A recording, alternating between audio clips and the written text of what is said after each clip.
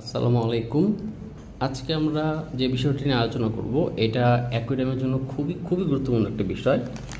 এখানে আমাদের যেটা দেখতে পাচ্ছেন এটা হলো বেনিফিশিয়াল ব্যাকটেরিয়া ক্যাপসুল বা প্রিমিয়াম নাইট্রোব্যাক্টার ক্যাপসুল যেটাকে বলা হয়। অ্যান্ড এটা হলো সিরামিক রিং, এটা হলো রেড সিরামিক রিং।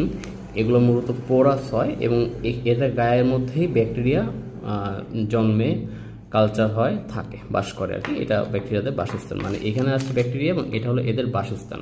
তো এরা যখন এখানে থাকবে এবং আপনার ফিল্টারের মধ্যে থাকবে এগুলো, তখন আপনার ফিল্টারের পানি যখন বারবার সার্কুলেট হবে এইটা নাইট্রাইট এগুলোকে কনভার্ট করতে থাকবে, কনভার্ট করে আপনার ট্যাঙ্কটাকে স্টেবল রাখবে, স্ট্যাবলিশ করবে, যে প্রক্রিয়াকে আমরা বলি নাইট্রোজেন সাইকেল কমপ্লিট হওয়া। তো নাইট্রোজেন সাইকেল কমপ্লিট করার জন্য এই দুইটা জিনিসই খুবই গুরুত্বপূর্ণ, কারণ একটা হলো নাইট্রোফিং ব্যাকটেরিয়া এবং আরেকটা হলো নাইট্রোফিং ব্যাকটেরিয়ার বাসা।